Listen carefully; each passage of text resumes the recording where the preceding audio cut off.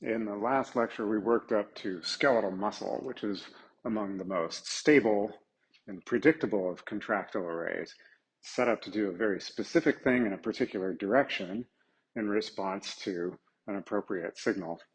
And now we're going to turn to a much less predictable event that involves a very dynamic contractile array. So let's consider the surface of a cell. There's some sort of web of actin filaments associated with the cortex in most eukaryotic cells, to some extent at any rate. There's also some sort of endomembrane system down in there, which is, of course, constantly producing vesicles, and many of these might be associated more or less with the cell cortex. And we're going to consider what happens in response to a wound that breaches the plasma membrane. This happens to cells all the time. Maybe some mean guy comes up with a needle and sticks it in there. Or, more realistically, maybe it crawls over a sharp object and tears a hole in the plasma membrane. Perhaps an aggressive pathogen attacks. At any rate, we're going to consider a breach in the plasma membrane. You might wonder, what happens?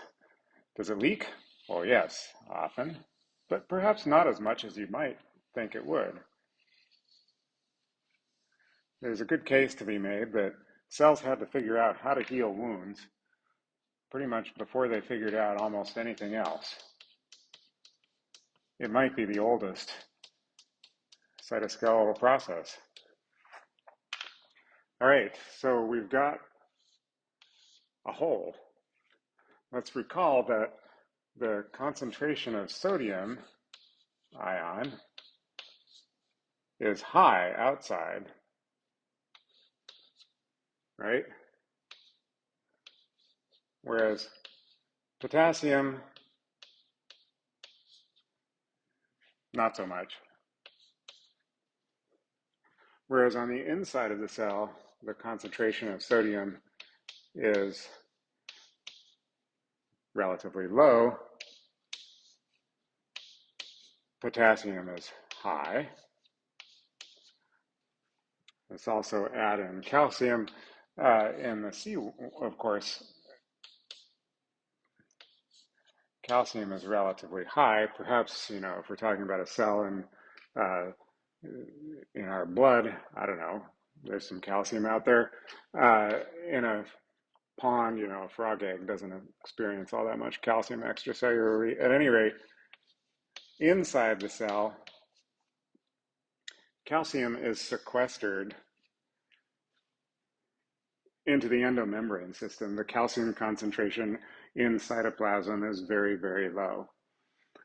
Now, the sodium versus potassium exchange, you'll recall, gives rise to an electrical potential across the membrane. As soon as you blow a hole in there and sodium leaks in and potassium leaks out, the membrane is going to depolarize, but furthermore, calcium might rush in. So we'll leave it at that for a minute, and I'm going to now remind you, before we get back to what happens, of the Rho GTPase, which is going to be a central player here. Recall that the Rho GTPase, when it's bound to GDP, is basically inactive in the cytoplasmic. It doesn't interact with the plasma membrane. It doesn't interact with any of its effectors in that state. When it exchanges its GDP for a fresh GTP,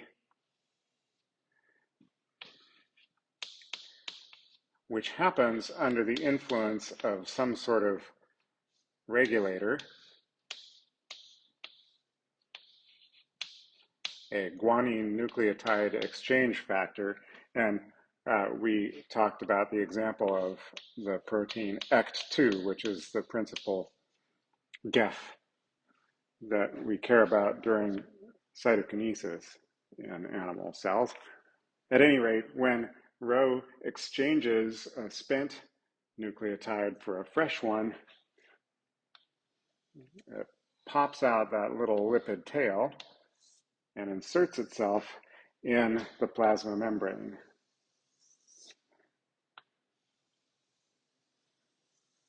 So this here is the plasma membrane. This is Rho GTP. It is Rho GTP which interacts with effectors. One of Rho's effectors, that is, things which mediate the effects of this protein, one of these effectors, a very important one, is this one. I'm sure you all recognize my iconic representation of a formin, the actin nucleation factor that prompts the assembly of long unbranched actin filaments.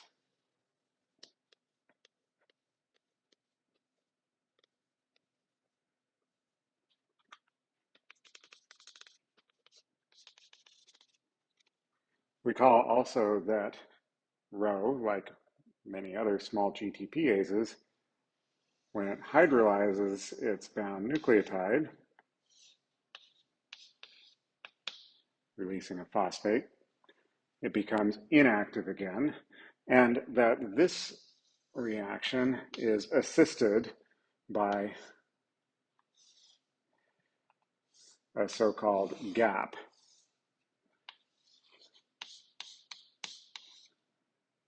A GTPase activating protein. Maybe draw that a minute so that it's a little clearer. This particular gap that I'm going to return to later, this particular gap associates with the actin filaments that Rho stimulates the assembly of. There are many GEFs and gaps for Rho, and they associate with diverse signaling pathways, many of which converge upon the activity of Rho. Rho's effectors include not only formins, there are a few others, but relevant to this story, Rho mediates myosin recruitment through a kinase called, because it was apparently just too easy, called ROCK, which, for Rho kinase, which stimulates myosin 2 phosphorylation. This is not the muscle myosin, it's the related cytoplasmic myosin 2. Myosin phosphorylation releases it to assemble with actin filaments inside the cytoplasm to mediate contraction. So these are positive interactions here. Rho kinase depends on binding to Rho GTP to have its effect on myosin. There are a few other complications to this that aren't really relevant here. Rho is one of a family. So again, if we have Rho here, which interacts with the formins,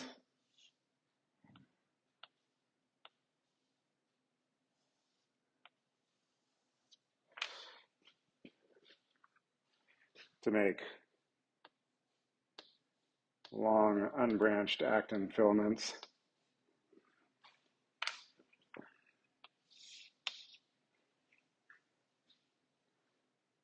I'm going to give it another letter that I can easily draw in cursive. So this is Rho here.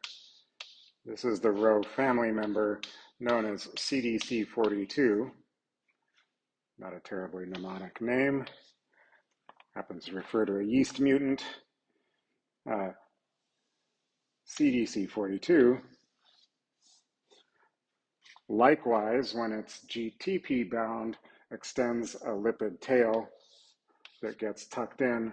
When it's GDP bound, instead of the formins, CDC42 interacts with, guess what? You knew this was coming because it is very predictable. Interacts with the ARP23 complex.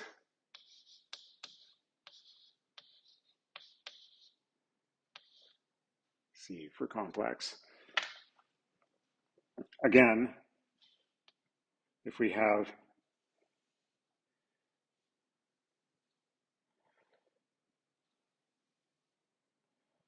whoops, drawing that backwards because that should be a pointed end up there. Let's say there's a filament this is bound to because I want a branch to grow out that way, like that.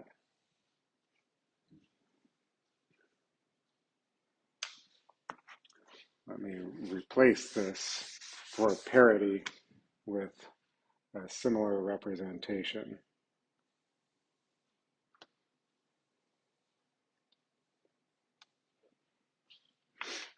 Formins cling to the barbed ends because they are actually catalyzing the assembly of profilin-bound actin to the barbed end piece by piece.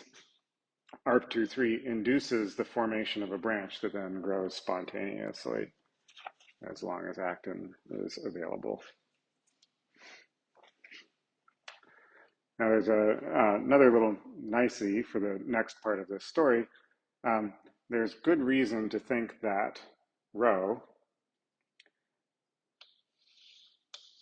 promotes CDC42 activation in many contexts, but that, excuse me, I'm going to replace this so that it's not misleading. We don't want the GDP bound forms interacting with each other. Let's connect the GTP bound forms instead. So Rho promotes activation of CDC42. Meanwhile, let's see here.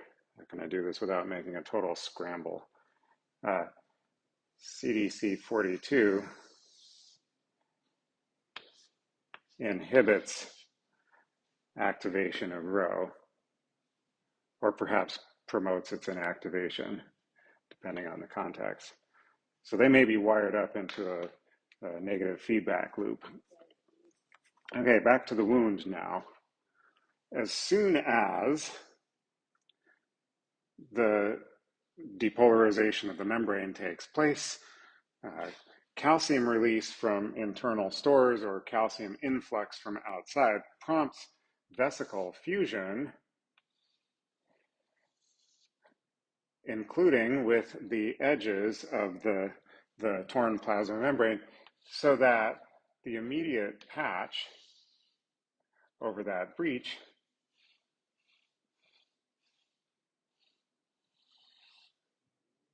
comes from all these vesicles hanging around. So again, some sort of endomembrane compartments in there. Calcium rise stimulates patching, but there remains a breach in the cortical cytoskeleton. So the idea is this vesicle-derived membrane patch is just a bunch of naked lipid bilayer. And now healing the wound means repairing the cortical cytoskeleton associated with that patching membrane. Now, following this particular plot here, I'm going to depict on a graph a couple of activities. as a function of distance along the plasma membrane, which we'll have to remember is a two-dimensional thing, not one-dimensional, but at any rate, here's the diagram. Calcium release, and perhaps just the appearance of naked membrane itself, trigger Rho activation at the wound margin. And I'm going to draw Rho activation in green here. So nearby that wound margin,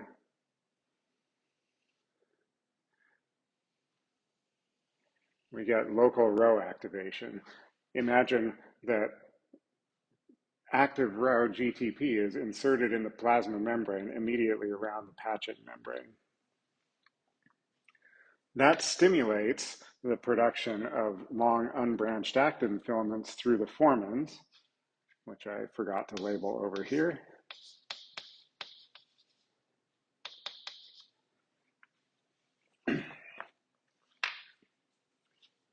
And it also stimulates activation of CDC42. Before we get to that, the immediate consequence of stimulating Rho, if we just take sort of a turn it around, and so that we're looking down now on this hole in the plasma membrane, or where a hole just used to be. The immediate consequence there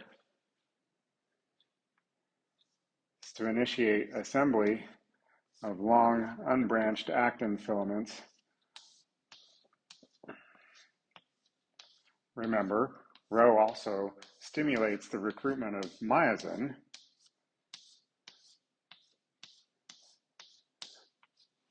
So we expect myosin motors to show up and attempt to engage with whatever actin filaments are oriented in a constructive way, creating a contractile ring around this hole in the plasma membrane, around this breach in the cortical cytoskeleton. Of course, not all of these myosins will necessarily find appropriately oriented actin filaments, but make enough of them, get enough of them in there, and they'll find some filaments of opposite polarity so that they can constrict this ring tighter and tighter. Okay? In fact, this is surprisingly like what happens during cytokinesis. Maybe this is, in fact, where animal cells learned the trick that they use during cytokinesis to pinch themselves in two, almost as if the cleavage furrow is a wound that needs to be sealed up. Okay? At any rate, imagine that this edge is moving in. So there's a front as it goes. This gap is going to narrow. And in the wake of Rho activation, CDC42 is activated. If you use molecular probes to visualize the activity of CDC42 and Rho around healing wounds, at least in frog oocytes and a couple of other cell types where people have investigated this, you would see a ring of Rho activity on the inner margin of the wound, surrounded by a ring of CDC42 activity outside of it. What does CDC42 do? It stimulates the production of branched actin networks, which incidentally is often what's associated with the cortex of the cell in any case. So CDC42 activity now stimulates branching, which is, of course, intrinsically cross-linked to itself. Cross-linking resists contraction, recall. Hence, the advent of a great deal of dendritic actin at the periphery of this restrains further contraction, ultimately, in addition to recreating the cortical cytoskeleton as it was. CDC42, as it activates in this ring around the wound outside Rho, is also associated with the accelerated turnover of Rho GTP, that is, with inactivation of Rho. So these two signaling proteins working together with distinct effectors mediate this two-phase process to constrict the gap and then heal the cortical cytoskeleton. Something very similar happens during cytokinesis in animal cells. I've redrawn the diagram over here of the Rho GTPase cycle with the relevant regulators, ACT2, the GEF for Rho that works during cytokinesis. The gap, we think now, is one that binds to actin filaments and turns off Rho during cytokinesis in the equatorial zone where the contractile ring is assembling. It happens to be called RGA34. Who cares? At any rate, recall the point is to assemble contractile proteins, actin filaments. I'm drawing them as little hash marks just because I can't draw what they're really supposed to look like. The idea is that there are a bunch of long filaments that are looping around to create a contractile band. They must also involve myosins to provide the contractile force. These contractile proteins have to be recruited to the cell cortex above the spindle midzone in order to bisect the segregating sets of chromosomes, centrosomes, etc. during cytokinesis.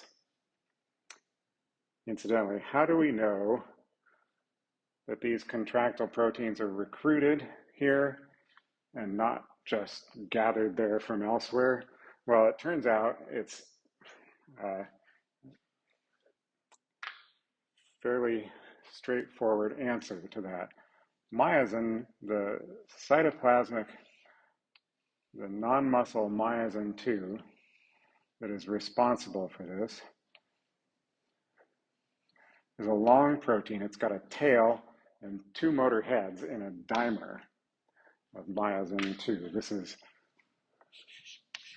non-muscle myosin 2.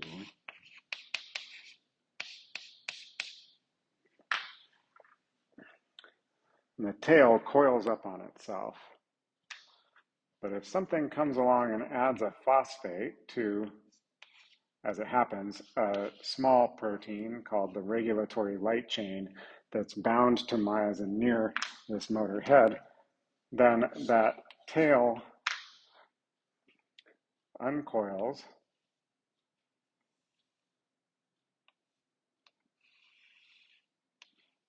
and this myosin 2 dimer assembles into a two-headed octamer.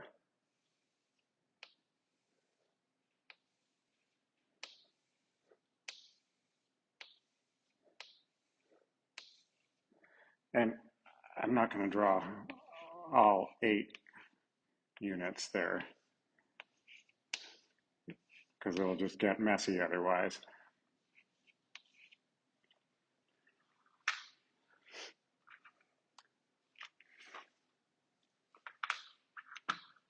Sorry, we need that phosphate here.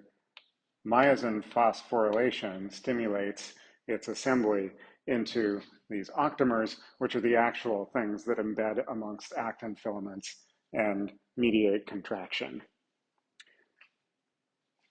Someone figured out how to make an antibody that detects the phosphorylated form of the myosin regulatory light chain, but doesn't detect the non-phosphorylated form. So you can stain cells to find out whether, well, of course they all have myosin hanging around, but the question is the myosin activated? Is it activated to assemble and contract? And it turns out that before anaphase onset in cells where animal cells that people have looked at, there's no phosphorylated myosin on the cortex in most cases. And phosphorylated myosin first appears in little patches around the equator as anaphase initiates. So we know from experiments like that and a few others that it is de novo assembly, that is, newly recruited myosin and newly assembled actin filaments that make the contractile ring that drive the cleavage for ON. We could also ask, how come this starts only at the onset of, only once anaphase is underway, only at the onset of what we call C phase? And the answer to that is also something that we have worked on. This protein ECT2, which is the key regulator of Rho, which again is the paint job that recruits contractile proteins to the equator. ECT2 associates with the plasma membrane through a little tail that has a bunch of positive charges on it.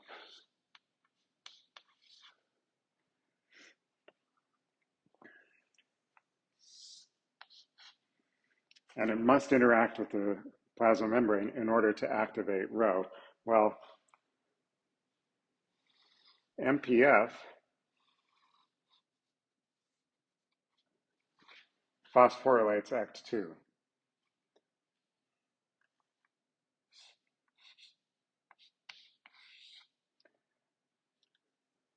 The phosphates neutralize some of the positive charges on this tail, which would otherwise interact with phosphates on the lipids in the plasma membrane. And so ECT2 falls off the cortex when it's phosphorylated by MPF. MPF activity drops as the cell goes into anaphase, and that relieves this inhibition of ECT2. The phosphates get taken off by somebody or other, and ECT2 can bind to the cortex again to activate Rho, which in turn stimulates actin assembly and stimulates myosin recruitment. It stimulates myosin recruitment because it is Rho kinase, among other enzymes, that can put these phosphates on. Rho kinase also happens to inhibit the enzyme that takes them off, but that's perhaps too much detail to keep track of. At any rate, so we know that contractile proteins are recruited de novo to the equator of the cell upon anaphase onset, and that the main cell cycle regulators have a role in limiting this in time and space.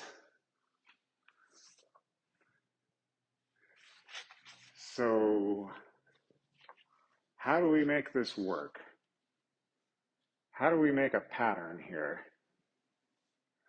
Another component of this circuit is that ECT2 inhibits itself.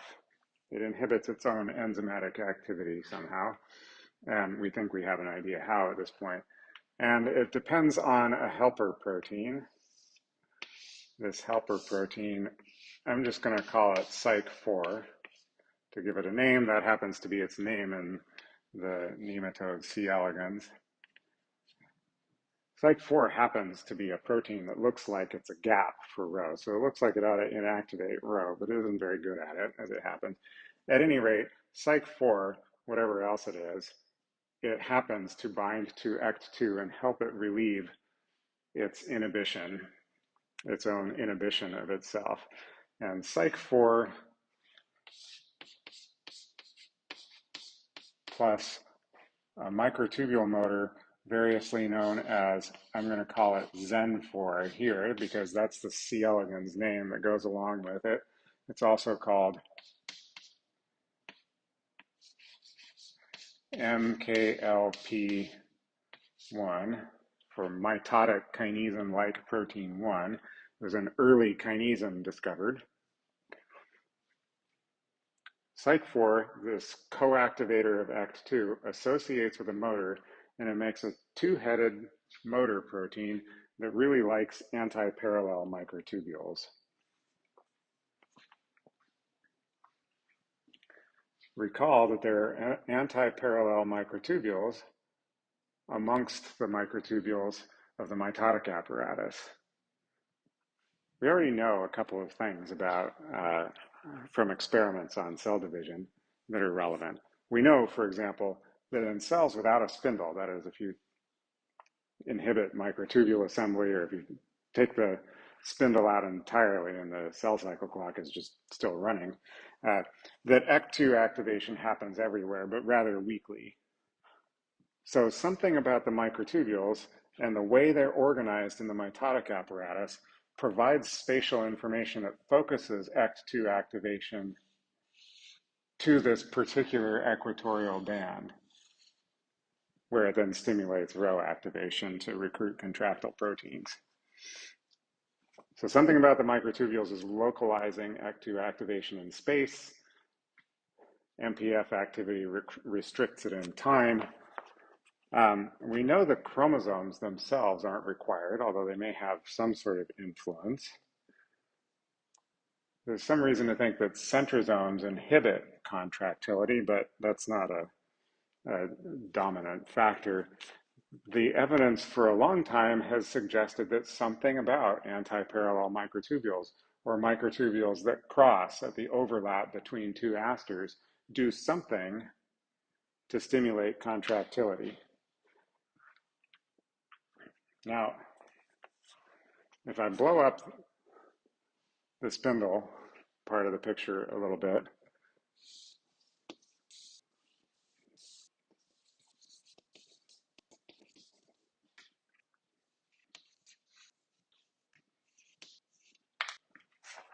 so here we have some segregating sister chromatids attached to kinetochore fibers, and then some interpolar microtubules that happen to overlap in an anti-parallel fashion. Well, that's just the kind of microtubules that this complex between Psych4 and Zen4 likes. This complex, therefore, got named the central spindlein complex.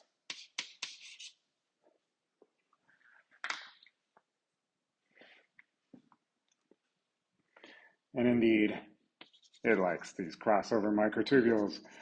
It goes right to them as soon as anaphase onset.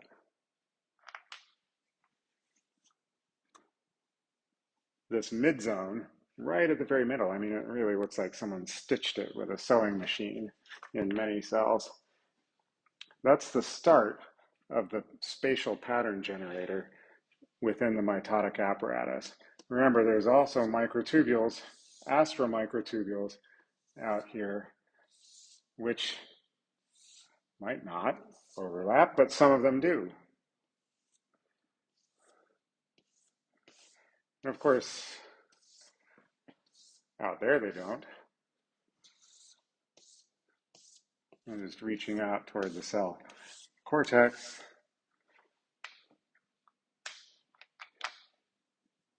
Let me get another one in here just for good measure, because as time progresses, central spindlein shows up on all these intersections, as if it initially gathers here at the spindle midzone and then diffuses off and finds its way to these sites. What's likely really happening is that a central spindlein molecule attached to a microtubule walks this way, it happens to bundle these microtubules together, maybe some of it diffuses off and recruits over here and walks out this way, finds another microtubule going that way, gets stuck in a sort of a suburban road system where, you know, the roads all go both ways. They get trapped wherever microtubules cross over. So now what color am I going to make ACT2? I guess I better make it purple or something. ACT2 binds to the Psych4 part of central spindlein. So ACT2 transiently visits these things. In fact, ACT2 decorates this midzone too. ACT2 doesn't bind these things very tightly. It looks like it exchanges pretty rapidly. So as long as it concentrates to some site in there, we can imagine these as sort of a local source. There's a cloud of ECT2 here because it binds here and then releases and diffuses around. And sooner or later, it diffuses up to the plasma membrane, or down if I had enough space to draw. And it there activates Rho activity, which I guess I'm going to draw in yellow because I'm running out of other colors. Wherever ECT2 binds to the plasma membrane, make those dots a little more obvious. Even if it only binds transiently, it activates Rho, and hence paints the part of the cell surface that coincides with the midplane of the spindle with a signal for myosin recruitment and actin assembly.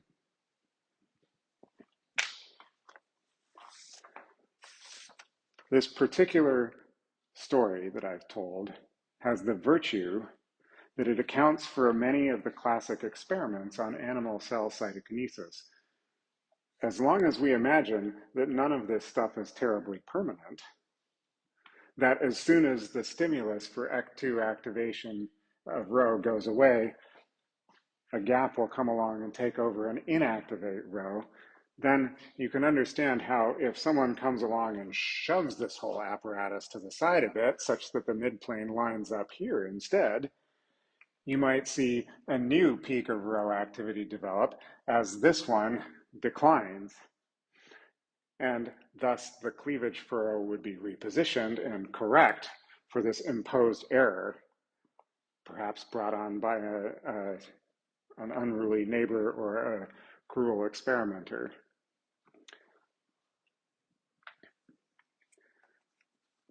This kind of scenario also explains why it is that cleavage furrow can be induced between two juxtaposed astromicrotubule arrays, even if there's no chromosomes or even spindle fibers between them.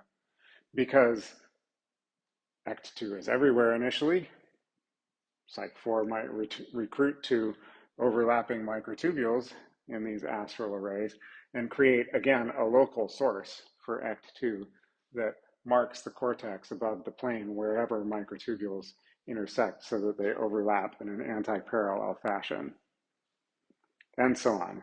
This is our current picture, roughly, for how animal cell cytokinesis works to make a dynamically correctable contractile array that tracks the position of the spindle midzone as long as it needs to in order to cleave the cell in two.